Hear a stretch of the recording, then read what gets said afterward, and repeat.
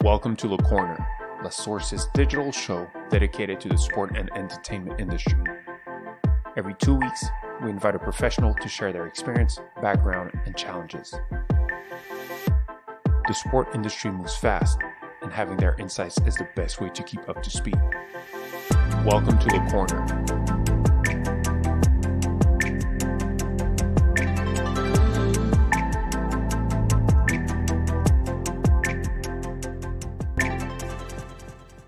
Hello, everybody. Happy to have you here on our new podcast, the fourth one, with Teeka, right from Toronto. Hello, Teeka. How are you doing? Hi, I'm good. How are you? Thanks for having me. Yeah, all good, all good. Everybody's getting used to this little podcast now from now and then.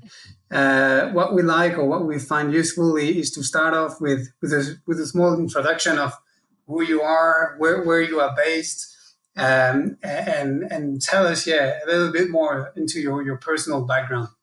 Yeah, 100%. So my name is Teeka. I work with MLSE for those listening that don't know, MLSE is Maple Leaf Sports and Entertainment, based in Toronto, Canada.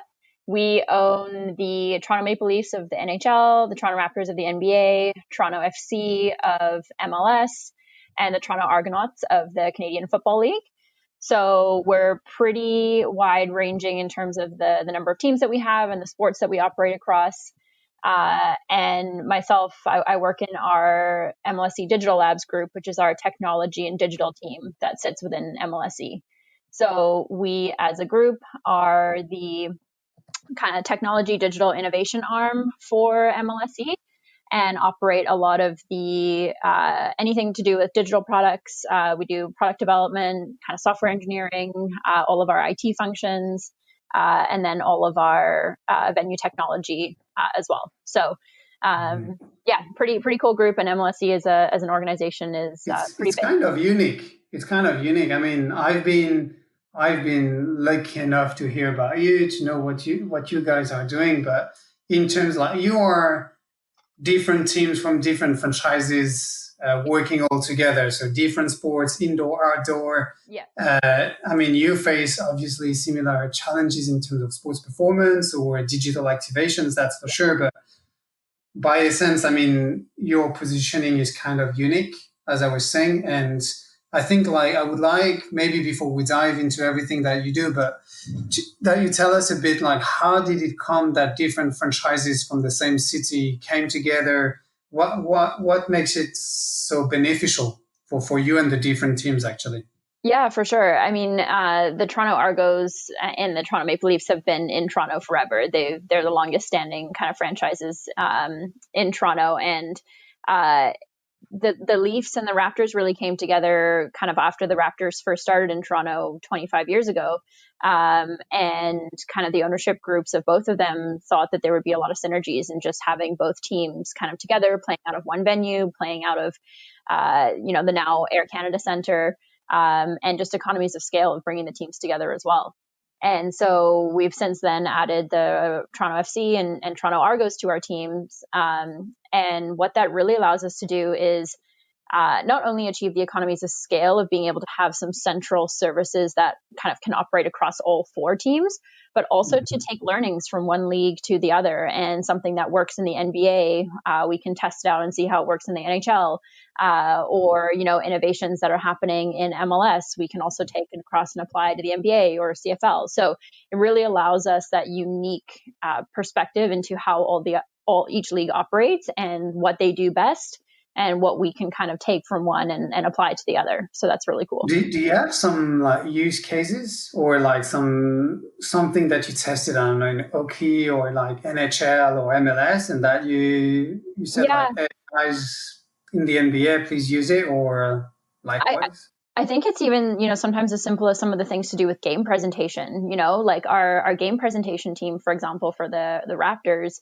all of our teams, they do an incredible job. But for the Raptors, we've really been able to kind of take it to the next level. And because of the expertise and things we've been able to try out on that side, taking it onto the Leaf side as well and seeing what works there to also start to engage a bit of a younger audience, that next generation of fans. Hockey has run into a bit of a wall of being, not the most accessible sport to some younger fans sometimes. So we've taken some learnings from basketball and how we've been able to build a multicultural fan base and a fan base that is very young and diverse, and then taking that across onto the Leaf side and trying to build that up around the Leafs brand there as well. Mm-hmm.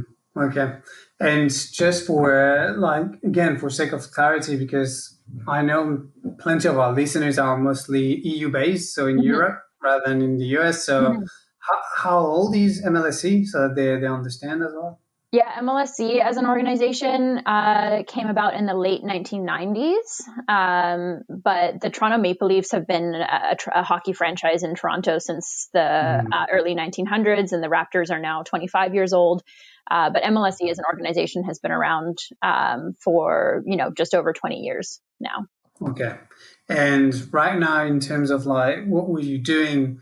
Last time we were discussing, it was mainly around, the different products you're building and scaling. Can you tell us a bit more in terms of where you are at? What is mainly your objective and what is your daily activities or project into the digital world? Yeah, for sure. So I think, as I mentioned, sort of our digital labs group is the technology and innovation arm for MLSE. So we really, our mandate is to disrupt sports and entertainment and to create innovative fan experiences, innovative digital experiences for our fans, players, our teams, and any performers that come through our building as well. We're sports, but we have a live music arm of our business as well. So we operate a lot of concerts out of our venues and have a unique partnership with Live Nation Canada. So anything to do with any digital products in that space, we are really ultimately responsible for and are trying to be at the forefront of innovation for. And we've put a lot of focus as a group into our digital strategy around our mobile apps, how our mobile apps get used, on game days versus non-game days, how they get used as a tool to complement the game. And really, throughout the course of the pandemic, that's been something that has been another huge focus for us because we've had to completely reinvent, again, how we connect with our fans and how we keep them engaged these days. Yeah. So what were the assets that you could be leveraging over the last year in terms of because as we know, live events or live sports were shut down, and by the time it restarted in the bubble or later on in other leagues, what were the main assets that you were putting into the app or digitally to activate with the fans?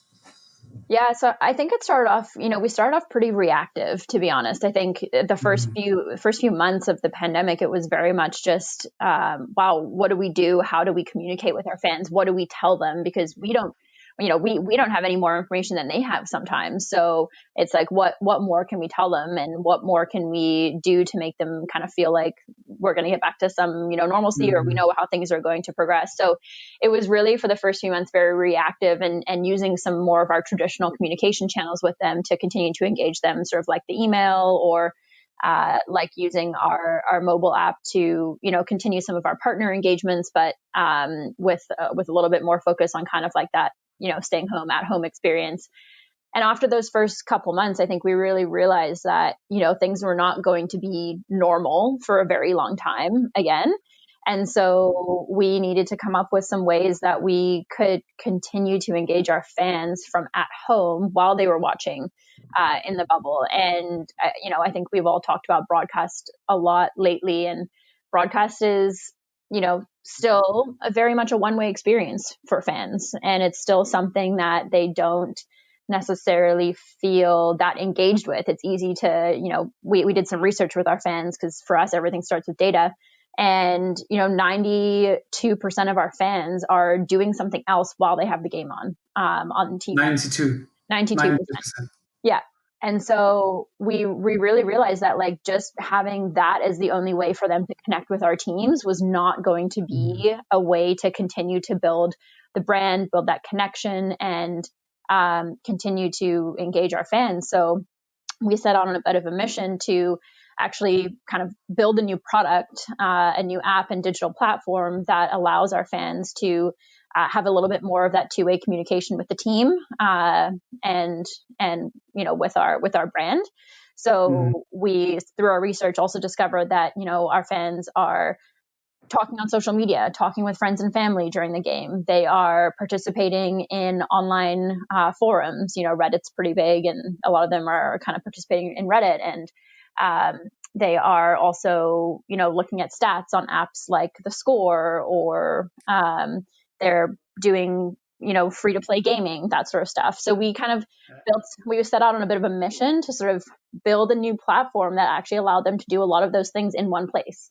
And allowed them to kind of engage with the broadcast at the same time as they're, keeping up with the game, keeping up with their friends, playing some predictive games, playing some trivia, all that sort of stuff. And we were experimenting with that during the bubble, which was a lot of fun for our team, and I think a lot of fun for our fans too. And we had some really good learning out of that. Sounds like it. And for me, like you mentioned something very interesting on the data side, and everything starts with the data, which I find very accurate and very relevant for any sports organizations that want to start their innovations journey whatsoever. So strategy and data should be at the core. But before I jump into this, like you were mentioning interactivity or personalization as key for your fans. And I will jump right into it, but MLSE Digital Labs, to which extent was it involved? Or because from the quick presentation you made, it sounded like you were doing everything in-house. So for me, it's like, is it something where based on your research, you say, okay, we would like to have some widgets to have like chats or whatever the level of sophistication you want into the interactivity or personalization of the app? But is it something you build internally? Is it something where you scout and monitor outside that you integrate? How do you work actually?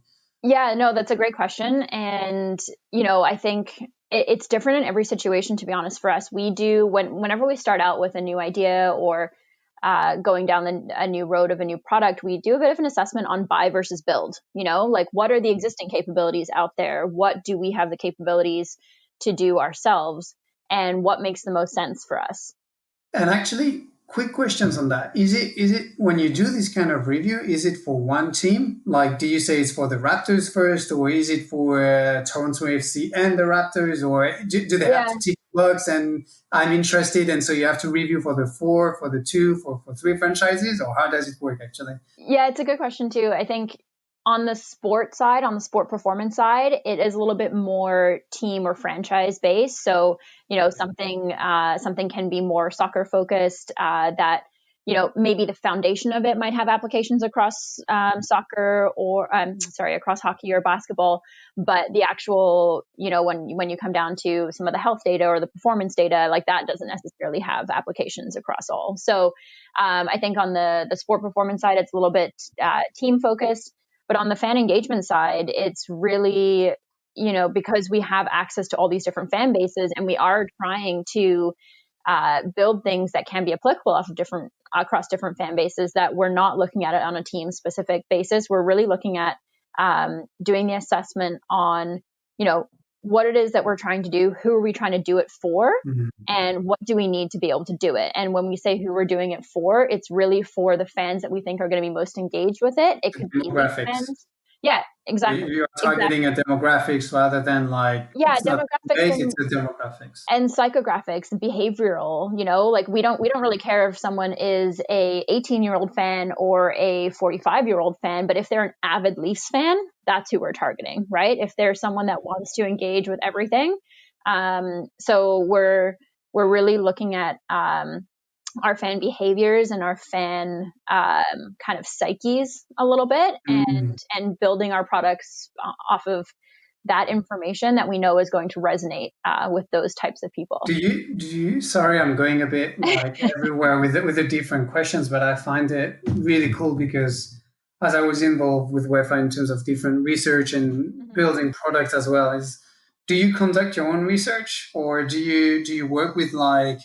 I know you're working with different universities, but like behavior science is key today. How do you do that? Yeah, it's also a little bit of that same buy versus build mentality when it comes to research as well. We have the capabilities in-house to do some research here, but when it does come to some of the more behavioral science type ones where we're going a little bit deeper, we do work with some third parties. We have a couple, research vendors that we like to partner with. But if we're just we do a lot of kind of research still in-house that's more quick pulse type research where we're not going as deep. And we find that, just allows us to be a little bit more nimble and flexible, because once you kind of get a vendor involved or a third party involved, it does become a little bit more of just a longer process sometimes and more back and forth, et cetera. So for some of the quick hits, we do it in-house. Okay, cool. Now I'm trying to paddle back a little bit and going back to the digital labs, because I think that's something that I want to touch upon. And I think I will touch upon also the future of sports lab, I think, a bit later on, but on digital labs, because for me, it's like you've been capable to a certain extent. I mean, you will need to tell us a bit how many people that is, the different teams and everything. But for me, it's like you're just showing the sports industry how you can internalize capabilities. Yeah. Make sure you have your own roadmap, your own understanding of the fan, you know where you want to go. And okay, either we go inside and we do it ourselves because we have the capacities and we know how to do it, or we say, okay, maybe it's better to go outside and to buy because it's already available. It's more rapid. It's economically more relevant. And so we go outside. But digital labs, if you can tell us, because I think you are quite a huge number of people there.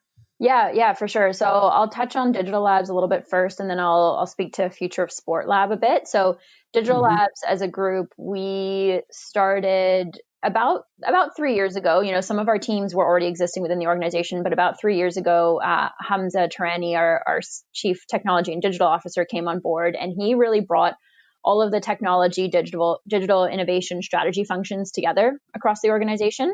Okay. And so that, as I mentioned previously, that encompasses our IT and networks functions. So, the more traditional IT, help desk and all that sort of stuff. Our venue technology team. So they're the ones that operate all of our technology in venues. So anything to do with all of the video boards, all of the audio technology, all of the broadcast technology in-house. Ticketing as well? Sorry? For the accreditation, ticketing, all these things. Yeah, ticketing is a little bit separate, but we do our digital team works on the technology for the ticketing. Okay. Okay. So that's what our product team works a lot on in partnership with Ticketmaster, since they're our ticketing vendor essentially. And then we have the product development, software engineering, and design components of digital labs, as well as data science, and then strategy and analytics, and our general innovation and esports team as well. So that kind of all sits within digital labs. So we all in total probably make up about 100 people. And the digital product strategy innovation side probably makes up close to kind of 50 to 60 of those, I would probably say. So we're a pretty big group, and wide ranging in our skill sets and talents, which is really exciting. I can definitely tell you have an army of people compared to well, maybe not in the US, but compared to most European teams or leagues or even federations, it's everybody would die to get this kind of rough figures, more or less. But sure. The vision is excellent. And you were saying at the beginning, data is key or is of paramount importance. To which extent, where does it sit within digital labs? Because I think there is a clear link between the strategy, the apps, and the digital assets you're trying to build with the data you are gathering. But as you are building the product, I'm sure you are collecting even more data, first-party data especially. And so you are even more aware of the different behaviors and needs that you need to solve. So I was just wondering, do you have a data science team on the architecture side as well? How does it operate altogether? Yeah, so we have two, I guess I'll call them data teams. So we have our data science and data engineering, which sits with our technology and product team primarily. So they kind of roll up under that software engineering, architecture, and design type bucket. And they do a lot of work on the team side, actually. So kind of with our front offices, and they do a lot of work there that I can't go too much in detail to, but they also do a lot of work with our fan-facing products and gathering a lot of our first-party data. And then we also have our analytics team, which, so if our data science team is going really deep on some of the model building and doing some of the back end kind of data engineering work to get the data ready for consumption, the analytics team is then doing a little bit of the translation of data into insights and actions. And so, so the analytics team sits with the strategy and innovation team, which is my team here. And so they sit and kind of operate as a central service, not only for our technology digital team, but for any of our business units across MLSE. So they work very closely with our ticketing team, with our partnerships team, with food and beverage, marketing, retail, and do kind of. So they serve the clients internally. Exactly. They're kind of a consulting data group that serves every client's internal clients based on their needs. Okay, cool. Yeah. And so what was 2020 like for Digital Labs? I mean, there's 2020 was specific enough that it's not a traditional year, that's for sure. But what was like last year? How do you look at 2021 and how do you see beyond that as well? Yeah, I think for us, 2020 was, and for everyone, was just a really weird year. It was just something that we didn't really know how to react to, how to respond to. But I think we as an organization, MLSE as a whole, and then our Digital Labs group, we were really resilient, and we really recognized that, our business is our people, and our people are, the people that work for MLSE, but also our fans. And so we need to be taking care of all of those people and just treating everyone as humans in this time, and just being, really authentic about the ways that we're communicating, the ways that we're checking in with people, and then using this time as well to do a bit of a reset on some parts of our business, to recognize, what was working, what wasn't working, what could we be doing better.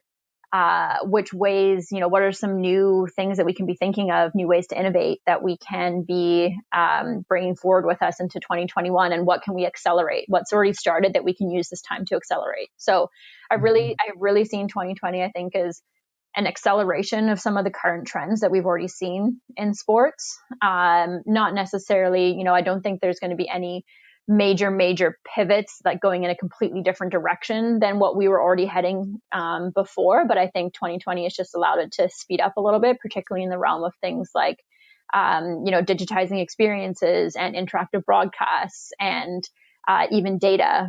We as an organization have done a big data reset in the last year as well, just kind of going back to the fundamentals of how we collect data, how we stitch it all together, how we create that view of our fans to allow us to make decisions. So I'm really excited for what 2021 kind of has to hold for all of those things that we started and accelerated in 2020. Yeah, I mean, I guess you're right in terms of there's no major changes or pivot. Like you said, it's like an acceleration of trends we've seen coming in the past, but where they become even more of a priority. Yeah. So they go even more on the top of the list. Yeah. And then sure. I was just going to say, I think it's allowed us to really recognize, I think we took for granted how easy it was to connect with our fans when we had them in our building. So creating that touch point with them and using that as the primary way to build our brand. I think it's been really cool to see just our organization get behind the fact that that's not the only way that we can do that in the future. And so I think it's going to be really cool to see coming out into 2021. And as we get back to arenas as well, just how much more we can do for our fans beyond what they get in the arena, because we've had to think outside of that, arena box. Can you tease us a little bit? Because in terms of, it's true that there was this venue where that was the main, but in terms of seamless experience or even augmented reality experience, there is every day is a game day, or it's a 24/7, 365 across the whole season and not just match day. How can that look like in the future for MLSE and all the teams actually? Yeah, I think it's, I think you touched on some of the technologies that will help us to enable it, but, it's the augmented reality, AI, it's 5G coming up as well, that are going to really allow us to create that absolutely frictionless experience from anywhere in the world, from anyone's living room. I think, our vision is to extend that arena experience into every single fan's living room across the country and across the world, so that feeling that you get of coming to a game, that absolute feeling of being present and being just immersed in that in-arena experience doesn't have to be only for the select few that have the ability to come to the arena. So I think, so I think it's going to be really bringing that arena experience into people's homes through, we have a ton of capabilities, even just like our game presentation team, for example, who have now had to turn everything that they would normally do in the arena into a digital experience as well. We've seen a ton of... So anybody can join. Yes, anyone can join. And so, the things that go on in the arena don't just need to be limited to in the arena. Like, we can bring that into people's homes through their phones, through their TVs, and like through the way that they kind of, either watch or are talking on their phone or are hearing things through their phone. So it's really going to be for us just furthering that exploration into how we bring that arena experience into everyone's homes. Okay. For me, that's fascinating. And actually from the most, I'm coming for the next question more from the innovation angle. So I'm still trying to implement innovation strategies, but true innovation that makes sense or tangible results within an organization. And I would say it's difficult because you always have the kind of outside in where like you integrate, and it's easy sometimes with digital products through an SDK or an API, but the true innovation sometimes comes from within. So the inside out, where you come with the ideas, where you go after to the market, but you start from within with your team. And I was wondering with MLSE, because due to and you touched it upon, like with the different teams and franchises. So maybe it's different with fan engagement and sports performance. But for me, it was how does it look like for an innovation process? Like, how do you create something? Is it easy? Do you have a pool of different experts or people from different teams? Is it something where digital labs directly start with their own vendor or partners directly, or how does it operate?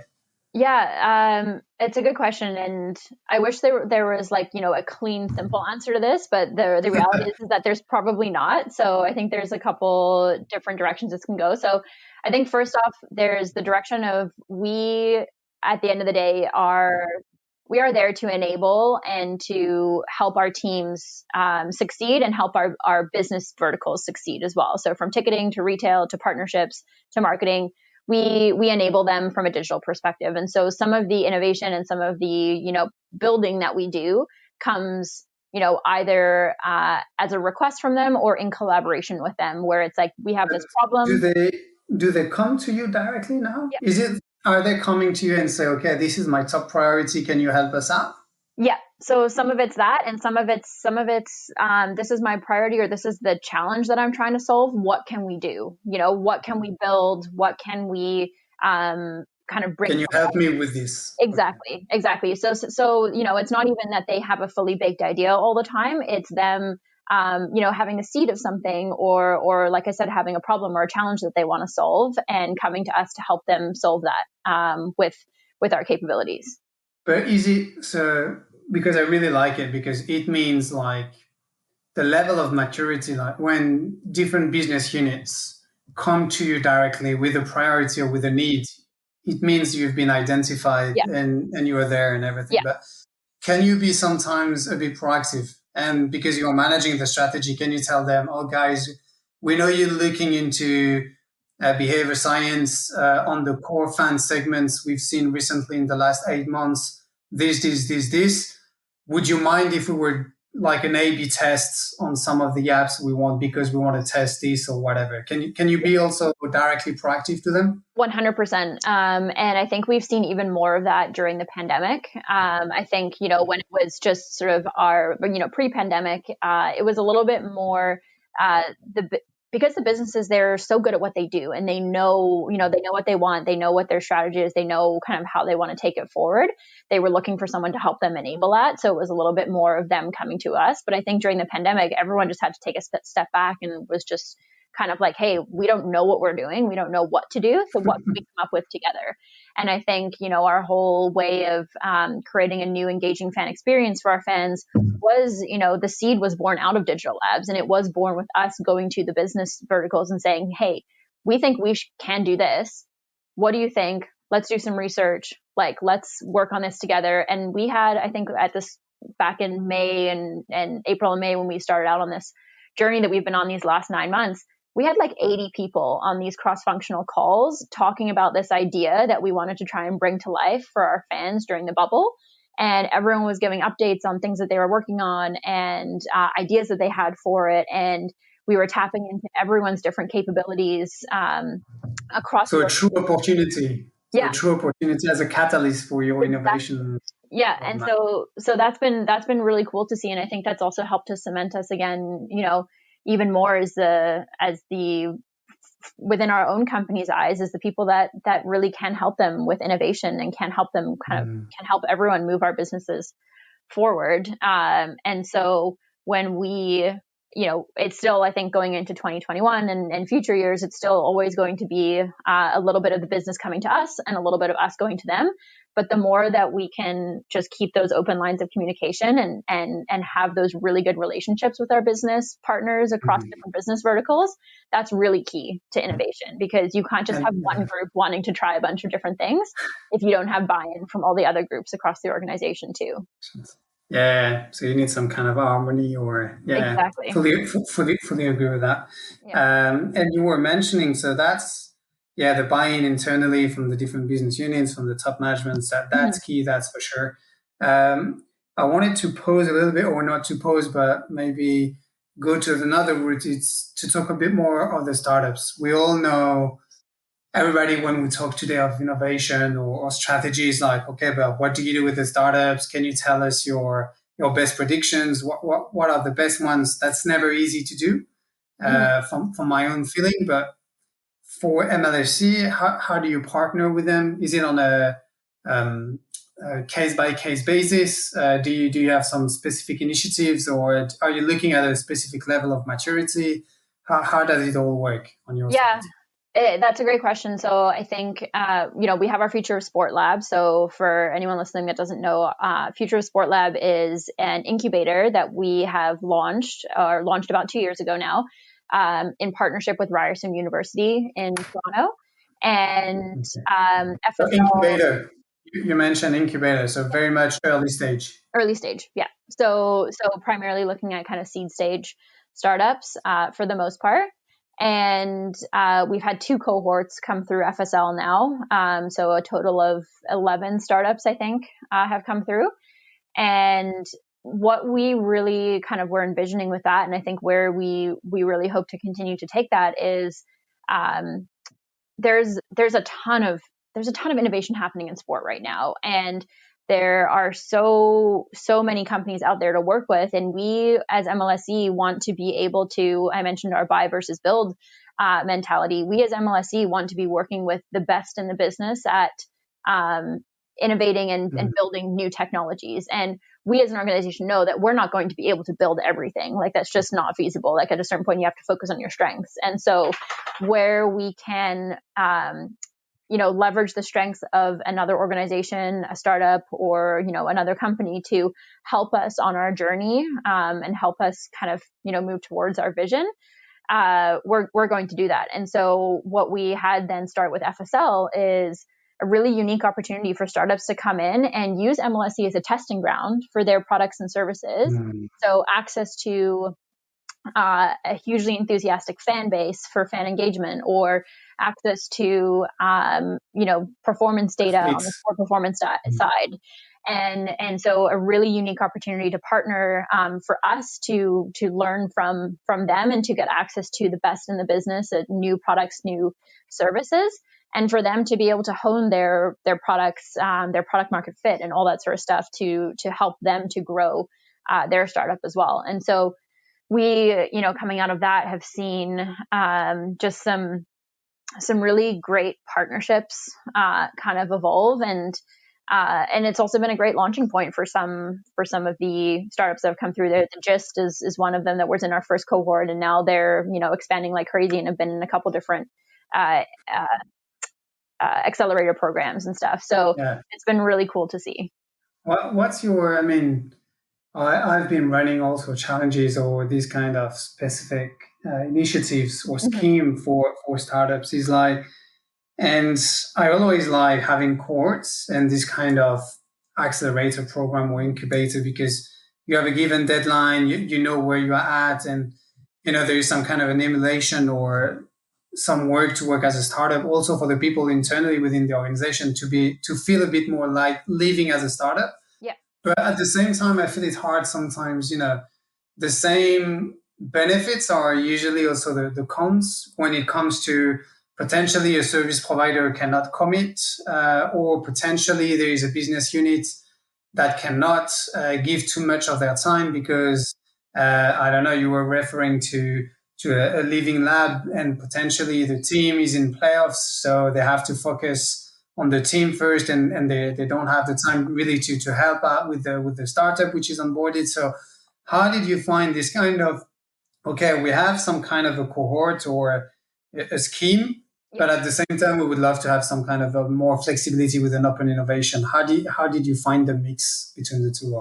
Yeah, I think, that's always going to be challenging. I think for us, it was really making sure, we got a lot of applications for FSL, but it was really making sure that the startups that we kind of admitted into the incubator were going to be ones that we knew would also help us kind of over the course with our priorities over the course of the next year.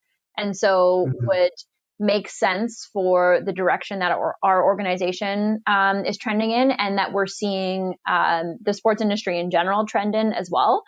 But that would then make it easier for us to get kind of internal buy-in to help with piloting some of these things. So if it made sense from a fit perspective, with what some of our organizational priorities are, then that makes it a lot easier to get that internal buy-in and to get the time for people to invest. Necessary to invest. Yeah. Okay. Yeah. And talking about investment, is it in the business model for FSL or MLSE to actually take shares or equity within the FSL or not yet? Or is not yet. Mostly not yet. Okay. Not yet. And it's more within the digital labs, or is it within?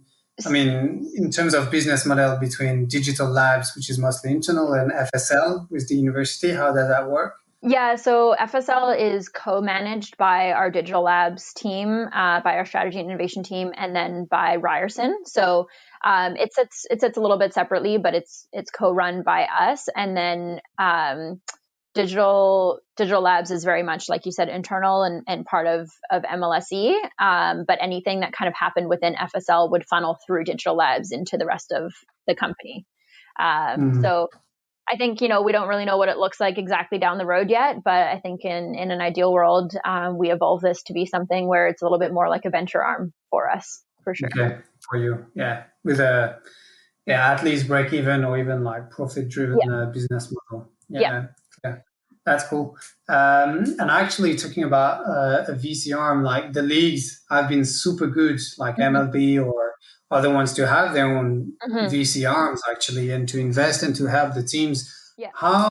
Because in a way you are some kind of a small Timbo, or I don't know, like well, it seems when I first talked to you, I was like, okay, but it seems like you are a competitor to the leagues. But at the same time, after discussing with you, it's like, no, actually, you are more of a partner or some kind of helping them in terms of finding maybe the best practices and after that, so that they can spread it over across the entire franchise.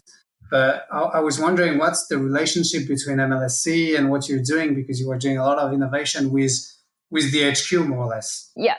No, it's also a good question. And I think it's definitely a collaborative approach that we take with the leagues. I think there's learnings that we can take from them and that they can take from us as one of the biggest sports entertainment kind of organizations in North America too. And so I think the leagues are really interesting because they obviously have access to a ton of information across all of the different teams and a ton of the best practices and, what's working, what's not working.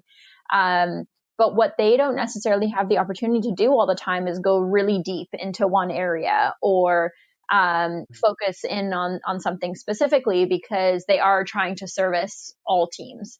And so where it's been a collaborative effort and where there's kind of, a good path forward in terms of relationship standpoint is that we as MLSE can look at opportunities and go really deep on one area versus having to think about, 29 or 30 other teams across the league.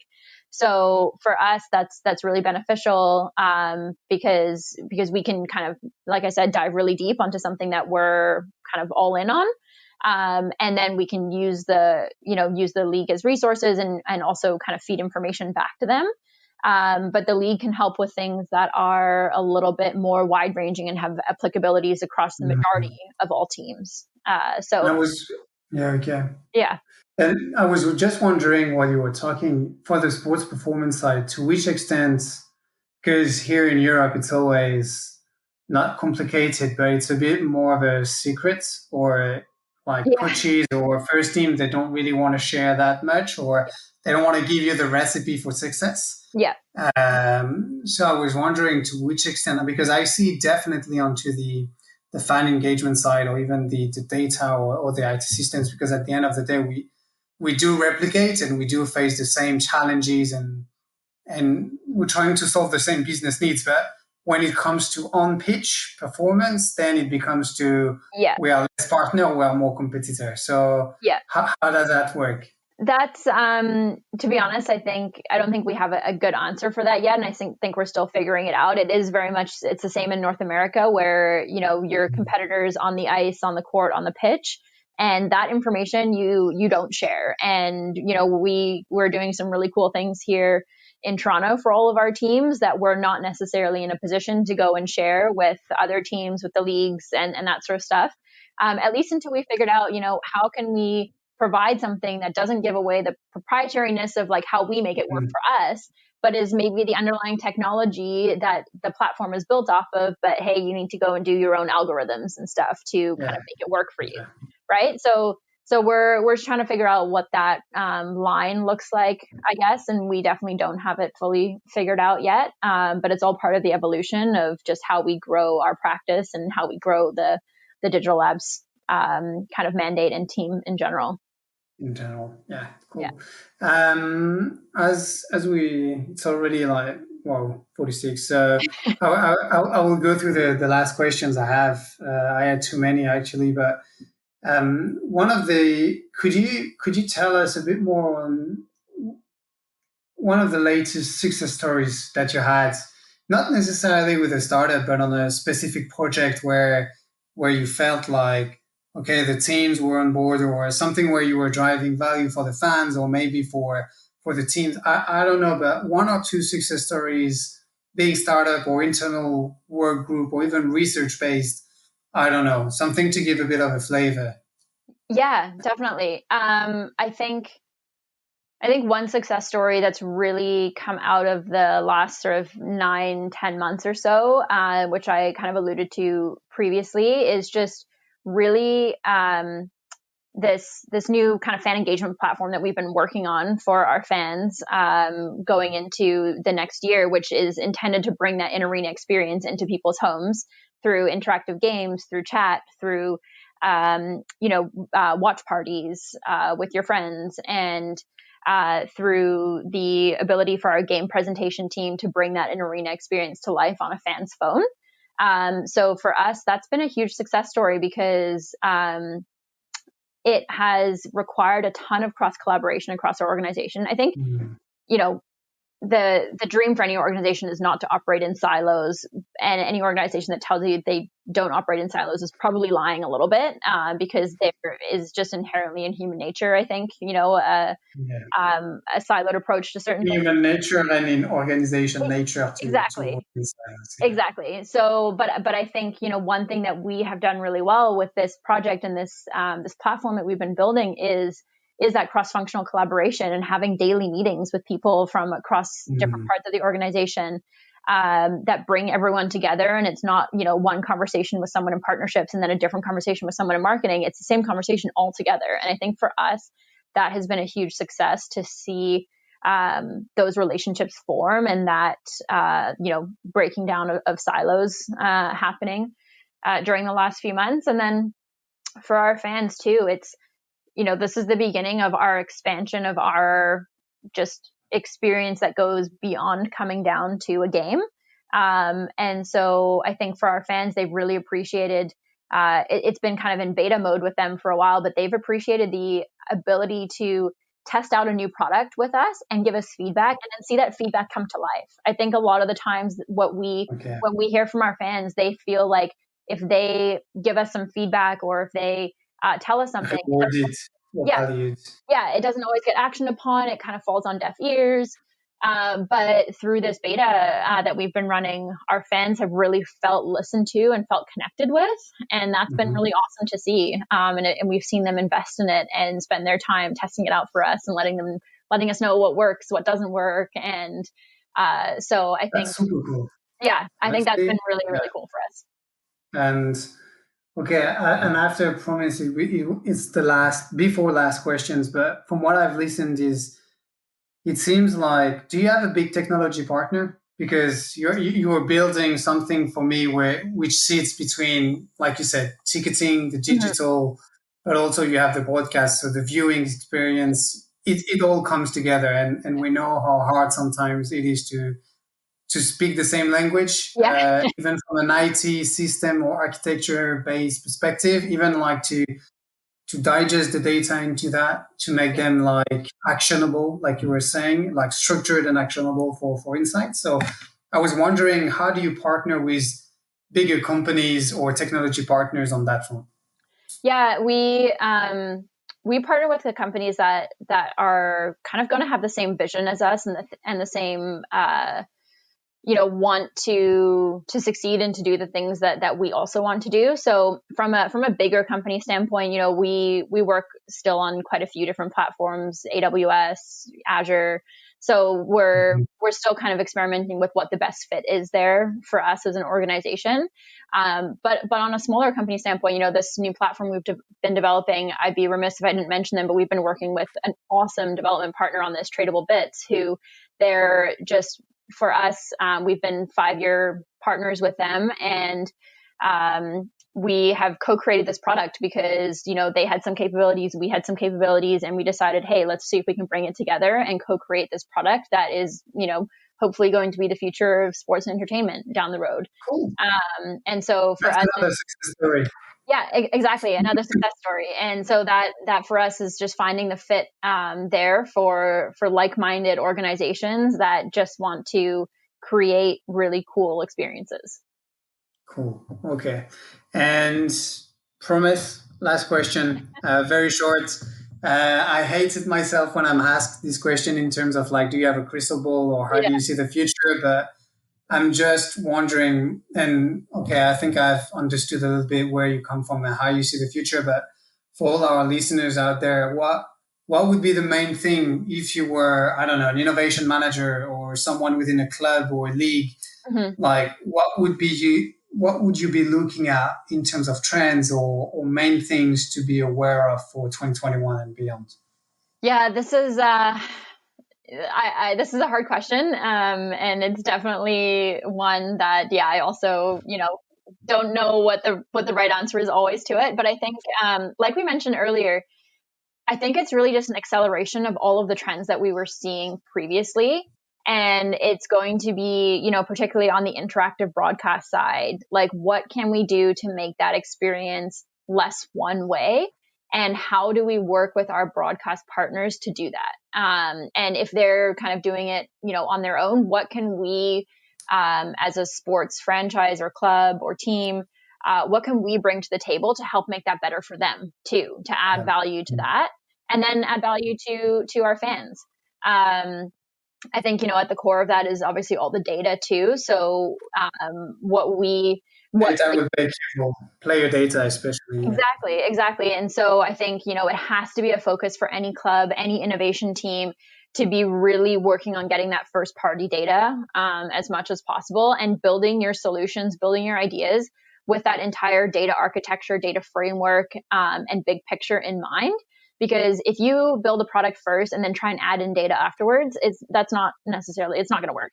So you really need to build data into the foundation of the product and build in data collection into the foundation of a product for the future.